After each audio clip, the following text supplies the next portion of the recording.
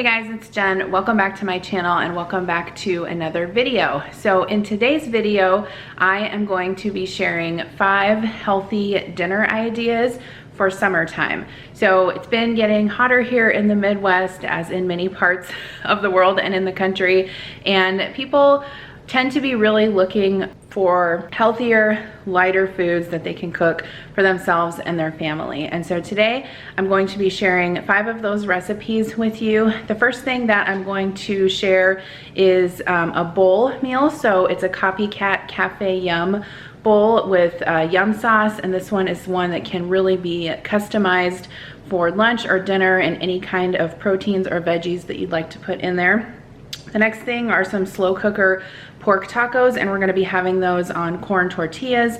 If you wanted to leave out the tortilla, you could definitely just do them on cauliflower rice or in a bowl with taco toppings. I'm also going to be sharing a chicken broccoli stir fry recipe. This is another recipe that if you're doing low carb or keto, you could definitely leave the rice out or serve it with cauliflower rice or just eat it plain. I'm also going to be sharing how I make my roasted salmon with mango salsa. I'm not sure if I'm either going to have a salad or quinoa on the side with this. And then I'm also trying a recipe for Roman style chicken. This is a recipe that was on the Food Network's website.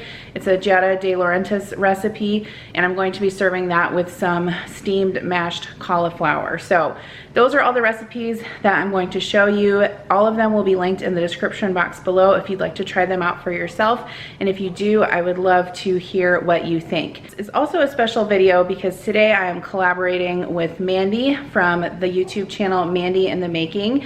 If you guys haven't watched her yet, you seriously need to. She does the most legendary dinner videos I have ever seen. Seriously, I've been watching her for a while and I'm just continually impressed by the food that she cooks, by the quality of her videos. I love that her husband helps her taste test the recipes, and she has him in the videos, and I can just tell they have a wonderful family, and I really enjoy watching her and seeing what she comes up with. So after you're done watching here, make sure that you stop over at her channel, check out her What's for Dinner video, let her know that I sent you, and you won't be sorry because she's got a lot of great content. Not only am I going to be sharing the recipes, but I will also pop back on here and share with you guys what we thought of them. Some of these I've had before, but my family hasn't had, or some of them we haven't tried at all before. So I'll definitely let you know what we thought of all of the recipes. I think that's really important to know whether you guys want to try them out as well. So without further ado, let's hop into the video.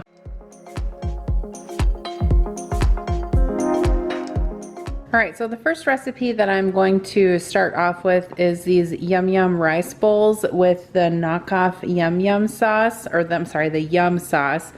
So if you guys have not been to Cafe YUMM, you should try it. I'll link their website down below. We don't actually have any around where I live, but when I went to Oregon last year, I actually got the chance to visit one. And before that, I had tried this recipe and knew that I wanted to, visit there and eat it in person.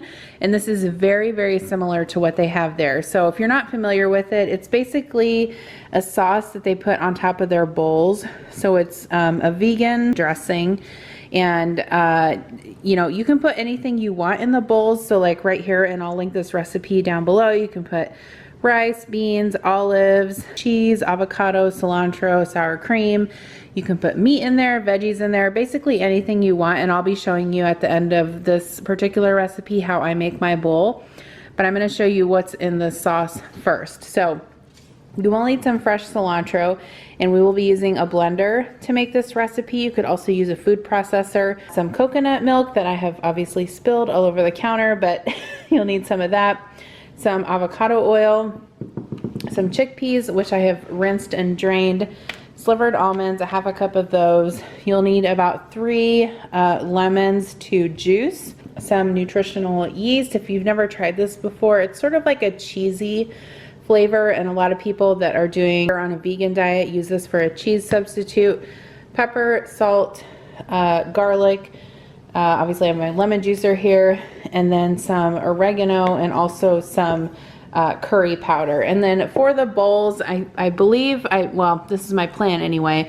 I'm gonna put some sweet potato, I'm gonna roast that up, some farro and quinoa, and some avocado and probably some lettuce, tomatoes, and whatever other veggies I can find in my fridge.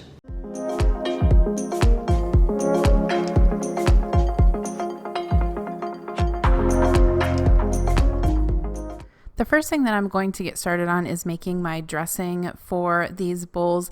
You want to start with that first. Ideally, you'll make this ahead of time so that the flavors have an opportunity to kind of mold together and it can sit in the fridge and chill a little bit. So I already showed you guys all of the ingredients for the dressing. You want to add those to the blender and basically blend everything up until it is nice and combined and smooth. So I'm very excited because I actually got a real live, like, professional grown-up blender.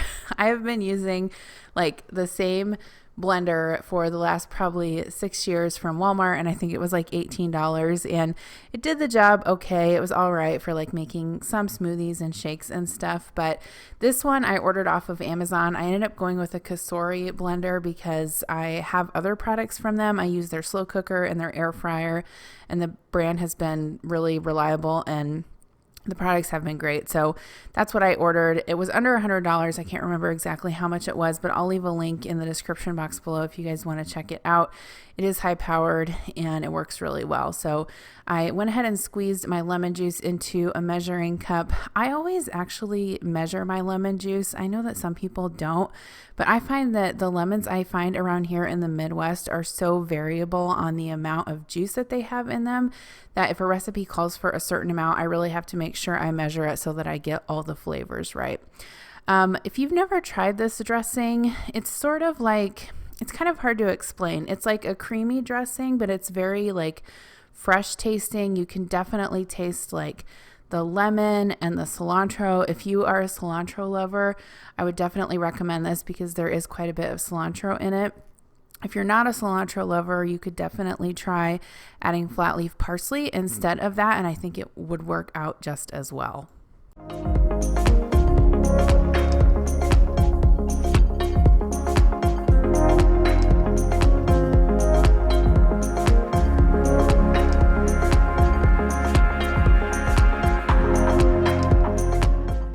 I think Connor was actually sitting at the island while I was making this and complaining about how loud the blender was. And I was like, you know what?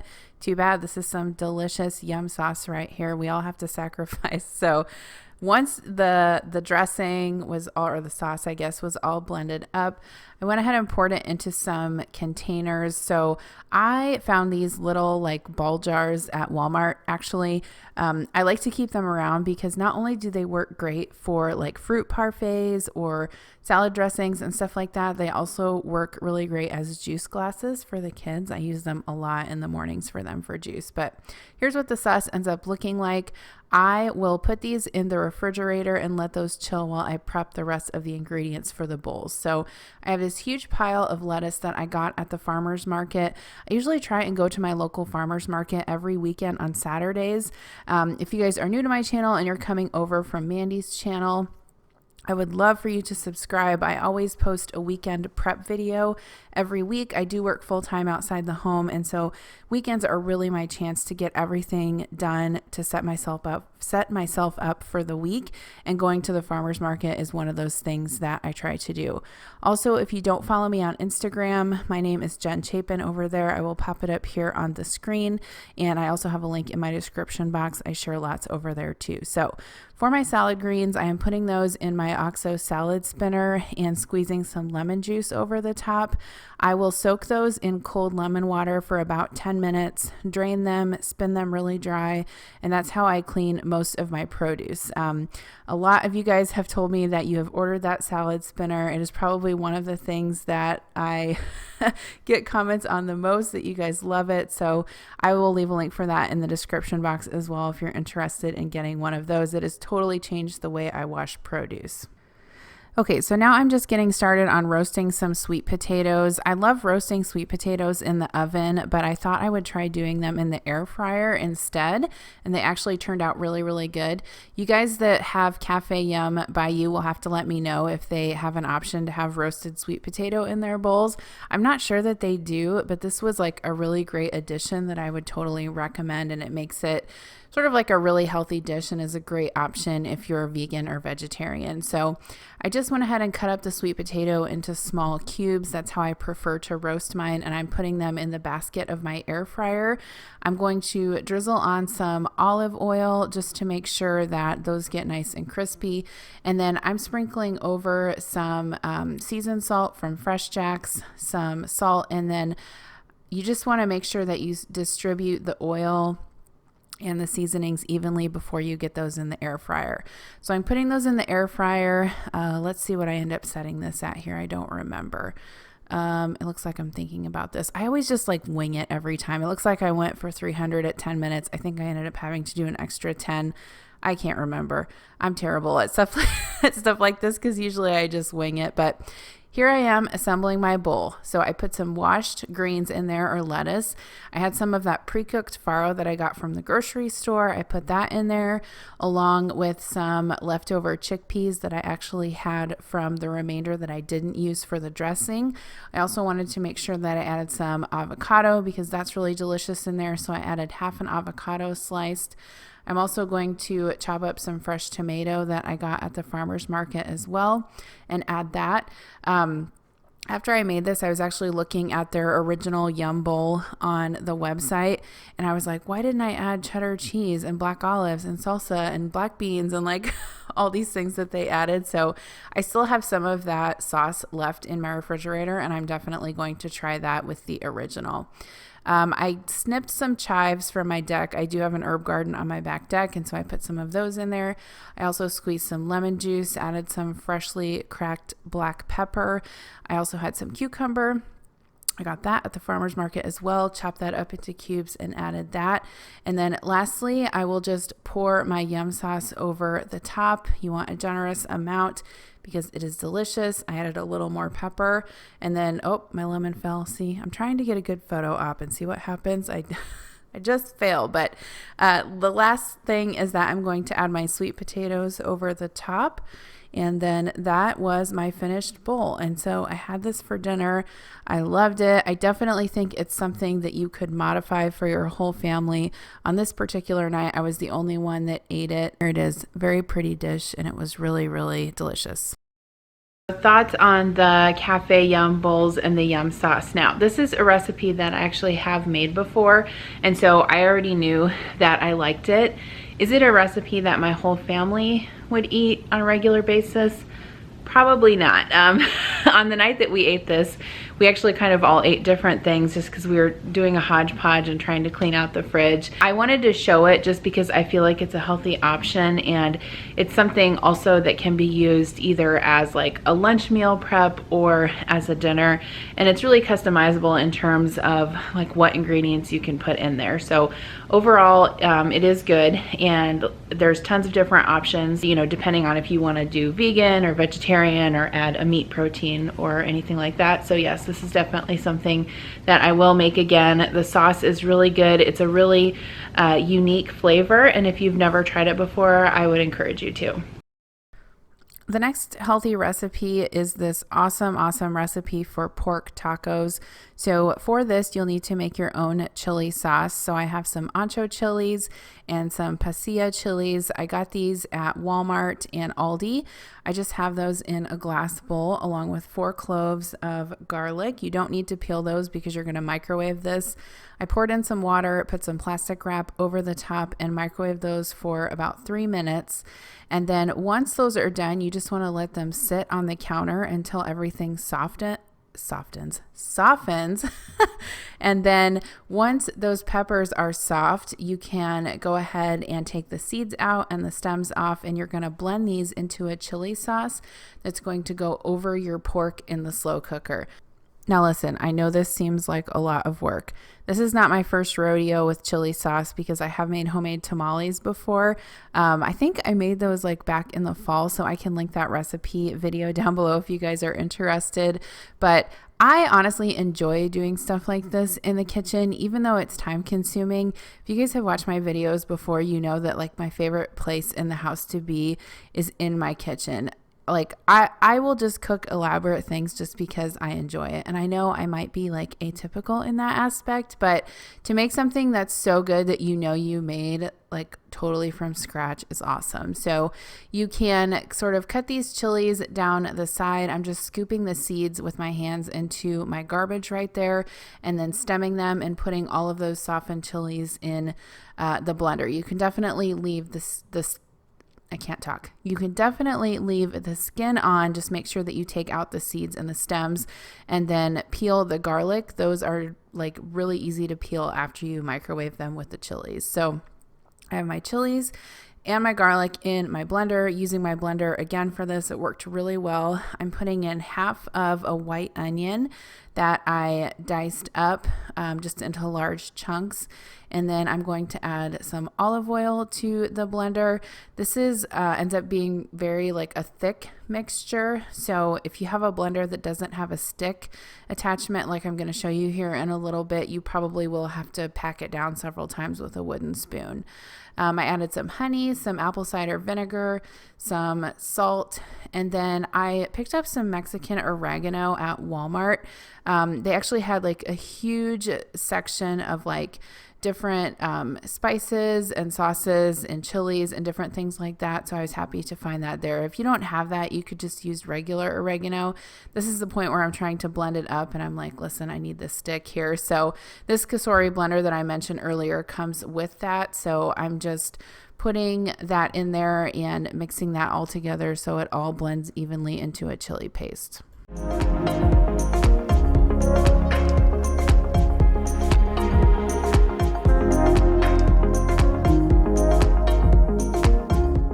So the next step is to cook the chili paste or fry it in a little bit of olive oil.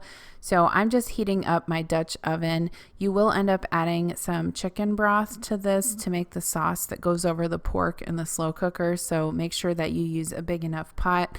I did have to use a spatula to scrape that paste out of there. If I did this again, I probably would have added a little bit of the chicken stock to the chilies in the blender just so I could sort of get everything combined a little bit easier. And that's probably honestly what you would have to do if you have just a regular blender that's not like super high powered like the one that I used to have. So I did end up getting it all out into the pot. I cooked it for maybe about, 4 to 5 minutes. And then I added my chicken broth, or actually stock. I do make my own chicken stock from scratch. I always save all of like my beef scraps, my chicken scraps. If I buy a rotisserie chicken, I save the carcass from that, and then all of my vegetable trimmings in the freezer, and then I make my own stock in my Instant Pot. So after that is all combined, you can see I had a few ice chunks in there, which is no big deal because I pulled this out of the freezer. I went ahead and let that cook over the stove maybe for about 10 minutes on a simmer until it was nice and reduced and all the flavors were combined. So for the pork, I have a pork butt here that I actually got at Aldi. I went ahead and trimmed the excess fat from it because I did not want this meat to be very greasy. So the recipe does call to cut this into large chunks before you put it in your slow cooker, which I would definitely recommend. So I put the large chunks of pork into my crock pot. I added a generous amount of salt and pepper, and then I am sort of just rubbing that seasoning around with my hands. Don't worry, I did wash my hands. You guys just don't see it on the camera. And then this chili sauce actually made enough, I think, for 2 batches of pork. I only used half of it, and then I ended up freezing the other half, which I can use in the future to make more pork. So that's a bonus, I would say, is that don't use all of it, just use half of it, and you will end up with another meal later. So once the pork and the chili sauce is in the slow cooker, you can add your cinnamon stick and your bay leaf. Turn that on high, and then if you're like me, you forgot to add your chipotles in adobo sauce, and so you can add that after the fact, and I promise you it will turn out just fine. So I went ahead and put those in there and cooked this on high in my slow cooker for 5 hours and it was perfect. I'm going to remove the pieces of pork to like a shallow dish. You could use like a plate or a Pyrex dish like I'm using here. I just want to give those a chance to cool for a little bit so I can scrape the rest of the fat off and shred it.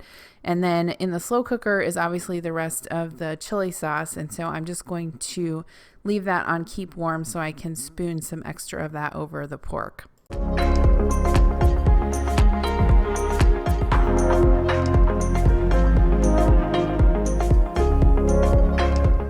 So just a tip, if you're shredding any kind of meat that you've cooked in a slow cooker or braised in the oven, you do want to let that rest for a little bit to cool before you shred it. Otherwise it will be super, super hot and you will burn your fingers even if you try to use a fork. Trust me, I've done this many times. So while the pork is cooling, I'm going to go ahead and slice up my accoutrement or my accompaniments for the tacos. I took 3 years of French in high school and I still have no idea how to speak it, but I can say pass the butter and count to 10. So there is that. Anyway, I'm keeping this very traditional and I sliced up some limes to serve with that, some cilantro, some red onion. I'm also going to have some avocado on the side. Actually, Connor and I are really the only ones that like avocado in the house. Adam will eat guacamole, but he's just not a huge fan. So I did go ahead and slice up half an avocado, put that in the bowl. I'm going to squeeze some lemon juice over this. You could either use lemon or lime juice, but if you do prepare this a little bit ahead of time, just make sure that you put some citrus juice over that avocado so it doesn't brown on you. I'm also going to use some sour cream. I'm thinning this out with some lime juice. This is a great tip to make your sour cream a little bit more spoonable and spreadable when you're doing any sort of taco night. I love this tip. I'm just stirring it into this little bowl. If you guys are curious about where I got these little bowls, they're from Costco. So nothing fancy. I saw them on sale there quite a few months ago and ended up picking them up because they're the perfect size for things like this.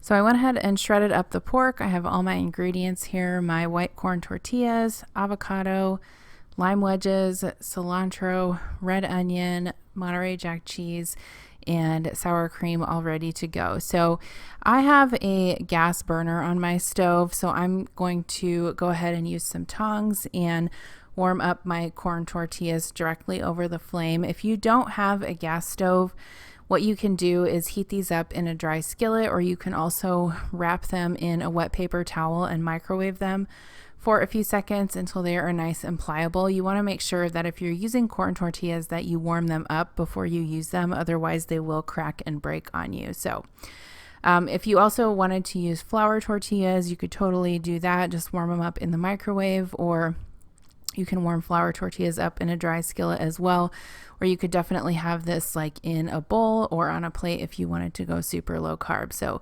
here is what the tacos look like all plated up. I just had my shredded pork on there with some a tiny bit of cheese, red onion, cilantro, some lime juice, and avocado. Super fresh and delicious looking.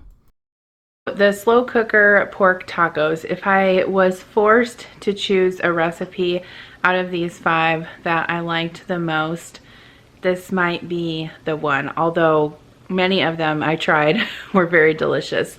The flavor of the pork was so good. It had just the right amount of spice. It was very flavorful without being too spicy. Everyone in my family loved it. Adam loved it. Even the kids loved it. Connor kept saying it was chicken. I was like, no, it's pork, and he doesn't like understand the difference between pulled pork and pulled chicken.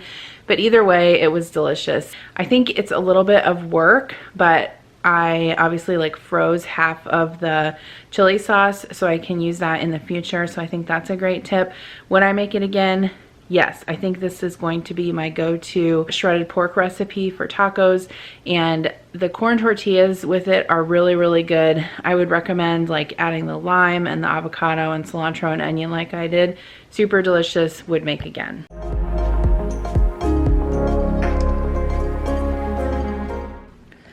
So I'm gonna get started on the salmon with mango salsa. So let me just show you what you'll need for that. So I have a piece of salmon here. This is just a little less than a pound. I think it was 0.8 pounds. I have rinsed it and dried it, and I just have it on a cutting board here because I'm gonna cut this into 2 portions. There are actually only 2 of us in my house that like salmon. So if this is your house too, you could definitely use a different kind of fish, maybe like a halibut or a cod or even a tilapia would be good with this. So I have my salmon here. I am going to brush it with a little bit of this ginger paste. You could use fresh ginger, or if you didn't want to buy that, you could use powdered ginger as well. I'm also going to use some of the citrus pepper seasoning from Fresh Jack's. They have great spices. I know I've talked about them a lot of times before, and I always have a link in my description box if you want to try them. I think the coupon I have is for like 15% off, and so I love to sprinkle this on like shrimp and seafood especially. I have lime. I'm going to squeeze some lime juice on there, and then some extra virgin olive oil.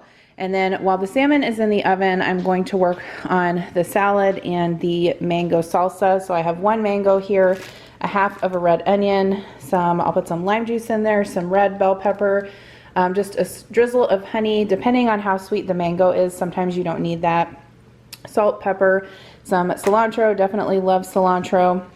And then for the side salad, I am going to make this kale that I got at the farmer's market. I'm going to wash it, maybe put a little bit of like lime juice and olive oil on it, salt and pepper just to soften up the kale, and then I'm planning on tossing it in a little bit of this toasted sesame dressing from Trader Joe's. You can see that I haven't even opened it yet, so looking forward to trying that. I think it'll be a really good combination with the fish and the mango salsa and the salad. So the first thing that I'm going to do is get the salmon in the oven. So I'm going to start out by just splitting that salmon fillet in half into 2 equal pieces. This is the perfect portion, about 1/3 of a pound for each person. I drizzled my baking sheet with olive oil. I have that covered with foil and rested the salmon on top of that. If you roast your salmon like this in the oven, it will allow the skin to stick to the foil, and then you can lift it right off into your onto your plate or into your meal prep container. So I am using this ginger paste for this recipe. I just find that it's super convenient. I have obviously grated ginger before with my microplane grater, but for this application it was just more convenient to brush it on. I also drizzled on a little bit of olive oil and sprinkled on some of that citrus Fresh Jack's seasoning. I'm also going to use some lime juice. I realized that that was the knife that I had cut the salmon with, and so I wanted a clean knife. I am just drizzling over some lime juice onto the salmon, and then that is basically it. So this will go in the oven. I actually, probably for meal prep purposes, I overcooked this a little bit, but it was still fine. I have this at 425. I'm going to cook it for 12 minutes. If I had it to do over, I would have only done it for 10 minutes at 425. So next thing I'm going to do is wash up my kale. So I just have that in my salad spinner with some cold water and a little bit of white vinegar. I'm going to let that soak while I cut up my mango for the mango salsa. So for the mango salsa, this recipe actually came from another YouTuber, Tiffany Beeston. Her channel is called Beauty in the Beestons. If you don't follow her and you're a mom and like that kind of inspiration, you would definitely love her channel. So I'll leave a link to that video down below. I went ahead and peeled the mango, and then I'm going to use my chef's knife to just slice off the flesh as close to the pit as I can, and then I will dice the mango into small pieces. Since I'm making a mango salsa, I do want to cut this into fairly small chunks. I'm also going to cut up my bell pepper and onion into as small of chunks as I can also.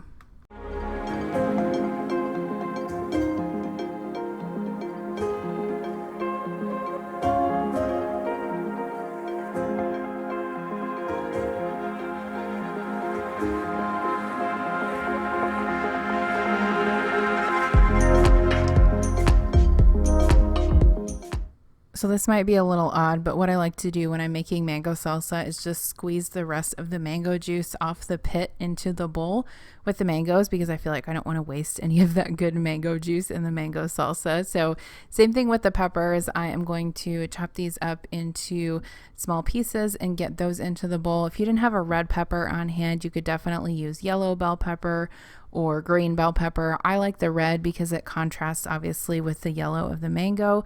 The other thing that I wanted to mention is you could definitely add a minced up jalapeno into this. I didn't have one in my refrigerator at the time, and so I didn't add it.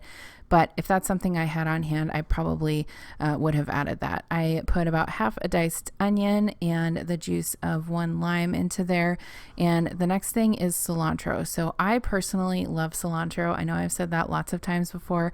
I think that in this recipe, there's not really anything you can substitute with unless you truly hate it. You could probably add green onion or something like that. But I am a cilantro lover, and so I like to add as much of it as I can. So going to get that into the bowl along with some salt, just a tiny drizzle of olive oil, just a little bit of honey, some pepper, and then go ahead and stir that up. And that is basically all you need for mango salsa. So this is delicious, like on tacos or on top of grilled fish or chicken or shrimp, or sometimes we even eat it with tortilla chips. It's really good like that also.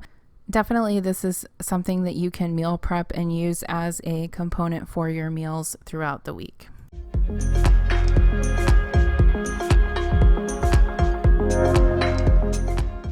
So here's the salmon once it came out of the oven. Obviously, you can see that a little bit of the seasoning that I put on it burnt on the pan, but that's fine. That obviously doesn't hurt anything. So now that my kale has been rinsed, I'm going to spin that dry in my salad spinner. And the easiest way to stem the kale is just to hold it by the stem and then use your other hand to just pull off the rest of the leaves. The stem is super fibrous, and unless you're going to cook it, I would not recommend eating it in a salad. So how I like to chop this is just kind of ball it up into as tight of a ball as I can, and then chop it with my chef's knife. For kale, I particularly do really like it in salad, but it's helpful if you massage it with some oil and some acid before you toss it with your dressing. So you saw me there just massaging some lime juice and some salt into it. Once I put it in the bowl, I'm going to add a little bit of olive oil and just sort of work that around with my hands so I can get all of the leaves coated.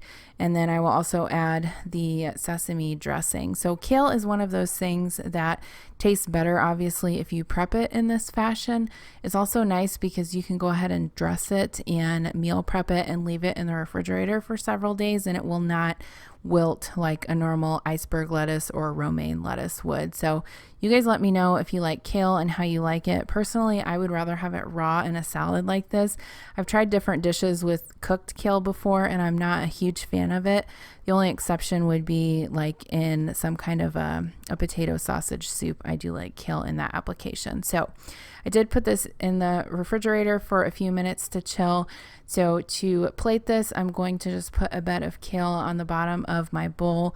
I'm adding my salmon fillet there and then just some mango salsa on top. And again, that kale was dressed with the toasted sesame dressing from Trader Joe's, although you could find a similar dressing anywhere and just use that. I'm also adding a lime wedge to squeeze over the top. So here is what it looks like. This meal was so fresh and beautiful looking. I could not wait to eat it. It just looked so, so delicious. So the salmon with mango salsa is something that I've obviously made before, but this was such a fresh dish. Like that's what I kept thinking as I was eating it, as I was like, this tastes so fresh. Like it just tastes like summer in a bowl. Like the way I had it with the salmon and the mango salsa and the kale with the sesame dressing all mixed together, it was so, so good. I would totally recommend that combination. I think like the sesame dressing is nice and salty with the kale, and then you have like the sweetness of the mango salsa. The ginger on the salmon was really good. So, you know, all in all, I think that was an awesome dish. I would definitely make it like that again. Like I mentioned before, you could serve that with like a grain instead of the kale if you wanted to, like a quinoa or a rice or something like that, but definitely delicious, and I will have that combination again for sure.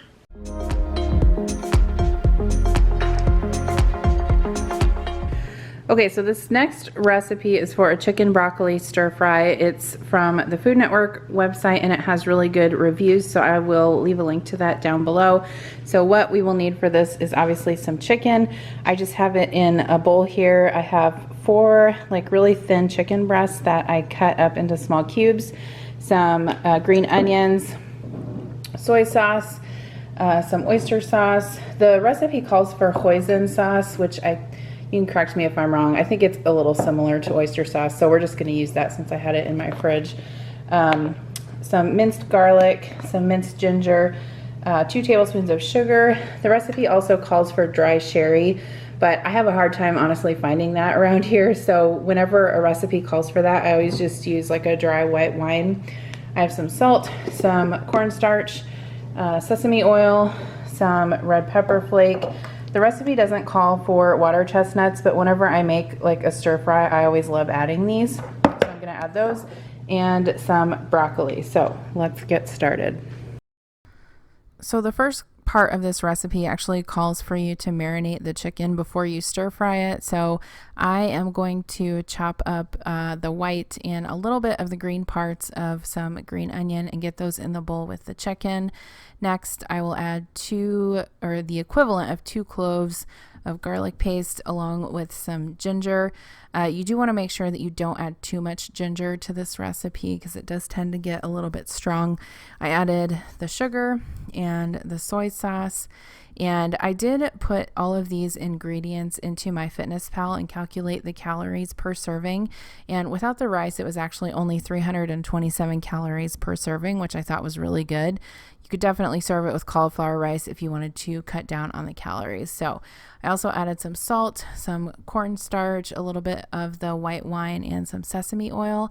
And I'll just stir that around and let it marinate for about 15 minutes while I prep the rest of the ingredients. So that's what that looks like. Next, I'm going to saute my broccoli. So I just have a skillet that I'm going to heat some avocado oil in, and I had already pre-washed and cut up this broccoli.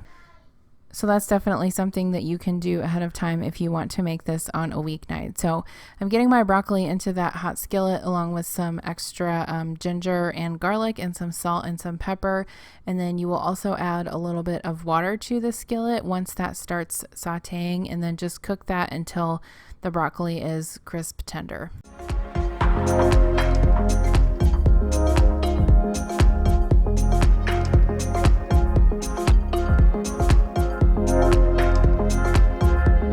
So next I'm going to add my water chestnuts. I've just drained these.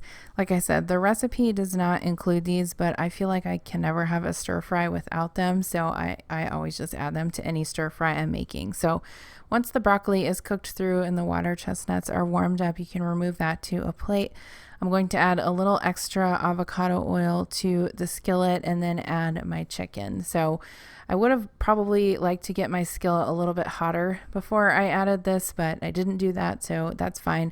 I'm just going to cook it until the chicken is nice and brown and cooked through. Then I'm going to add some water mixed with cornstarch, the oyster sauce, and the rest of my veggies, and I'll just stir that and heat it together until everything is combined. Make sure that you taste it and check the seasonings obviously before you serve it. Mine was salty enough. I didn't really actually have to add anything, but you might need to add extra salt or red pepper flake or garlic or something like that. So I went ahead and served mine in a bowl with some jasmine rice. I would recommend adding cilantro to the top because I think it does really add a nice flavor to the dish. Okay, so thoughts on the chicken broccoli stir fry. So I have tried many recipes for different, stir fries and Asian recipes like that, and this one is definitely a keeper. I wouldn't say that there's anything super special about it, although I do think that the addition of the ginger is really good. I would just caution you to not add too much. Ginger is a really strong flavor, and especially if you have kids eating it, it's kind of something that they can be averse to if there's too much. I don't think I put too much, but I think I was right on the edge of putting a little bit too much. I did serve this with rice. I was going to make cauliflower rice, but I just decided to eat a reduced portion of rice. But if you wanted to keep it super low carb, you could obviously serve that with cauliflower rice. I will definitely keep this recipe in my binder, and if I'm looking for a chicken stir fry or chicken broccoli stir fry recipe, I will definitely make this again. Okay, so this last recipe that I'm going to show you guys was another recipe that I got off the Food Network. This was also in their healthy recipes category, and it is low carb. So this is a Roman style chicken recipe from Giada de Laurentiis. I had never seen it before and was interested to try it. So I just have 4 chicken breasts that I'm seasoning with salt and pepper. I have them on a plate, and I'm going to put them into a skillet with a little bit of olive oil to saute them up on either side. So you are going to basically braise this chicken in a skillet with the rest of the veggies and the liquid. And so when you brown them, you don't need to cook the chicken breast all the way through. You just want to kind of get some color on either side. So I'm going to place those in that hot skillet and just let them cook until they are nice and golden brown on that side. And then I will use the fork to flip them back over.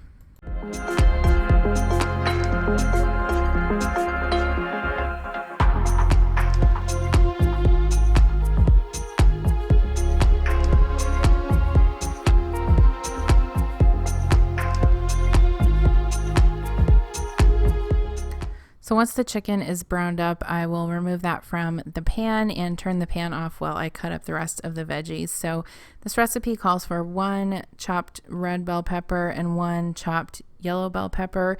So I'm just going to slice these into strips. I do in this recipe find that it works better with the peppers sliced into strips because you do want them in bigger chunks for when you go to eat the dish later. I think it just works better. So also, if you guys are new to my channel, I do have a video on how to chop produce that I posted a couple weeks back. I can link that in the description box below if you're interested. I always love chopping veggies, and I also have a really good chef's knife that I would recommend. Here's my son stealing peppers from from my pile. I can link that in the description box below as well. So with the peppers, you will also need to slice up some prosciutto and saute that up as well. This does give the dish a really nice, like, meaty and salty flavor. So I'm just removing some slices from the package here, and then I will get those chopped up and into the skillet with the rest of the peppers.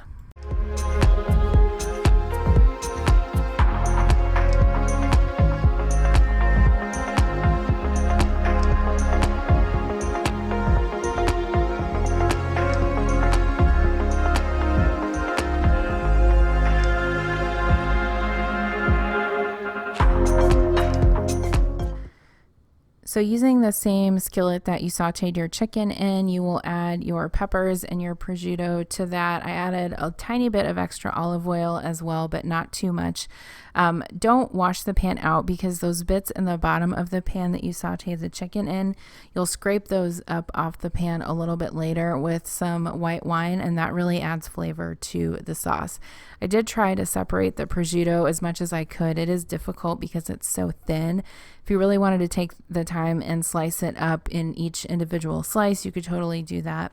I didn't find any problem with the way I did it. So I have a bottle of Chardonnay that I got from Aldi. I think it was like an $8 bottle of wine. I did taste it, and it's a pretty decent wine, so I didn't really have any problem using it to cook with. So I'm just going to pop the cork out of that and measure out 1/2 cup. I'm also going to open 1 can of diced tomatoes. You'll add those to the sauce as well, along with the juice, so don't drain those. And then also to the sauce, you will add some fresh thyme and fresh oregano if you have it. I didn't have any fresh oregano, so I went ahead and used dried oregano, and it worked out just fine, but I did have some fresh thyme in my herb garden out on my deck, so I used that, and it was delicious. So to the pan, once the peppers are cooked, you want to add the white wine and then just cook that off for a little bit for the alcohol to evaporate, and then make sure you scrape the pan to get all those flavorful bits off the bottom of it. Once the wine has cooked for a little bit, you can add your diced tomatoes along with the juice. You could use petite diced tomatoes if you wanted to, but I just used regular. And then after that, you'll add your herbs, so the fresh thyme, and then I'm using dried oregano as well. So just stir that around a little bit, and then you'll also add some chicken broth to the pan along with your chicken breasts. And what really makes this chicken super like flavorful and tender is that you simmer it in the sauce for about 30 minutes before you serve it. Don't skip this step because I really think that it is what makes the dish. And like I said, it makes the chicken super tender. You can cut it with a fork. So I'm adding half a cup of chicken stock, and then I'll just put a lid on that and simmer it at a low temperature for about 30 minutes until the chicken is super tender. So to go along with this, I'm making some mashed cauliflower.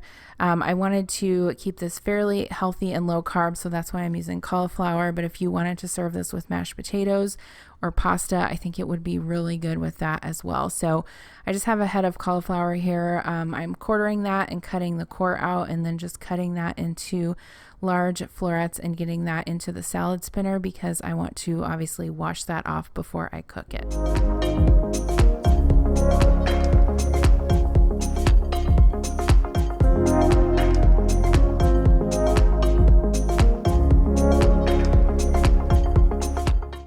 So once the cauliflower is washed up, I put that in a saucepan along with some water, and I'm adding some salt, and I'm just going to boil that until the cauliflower is super tender.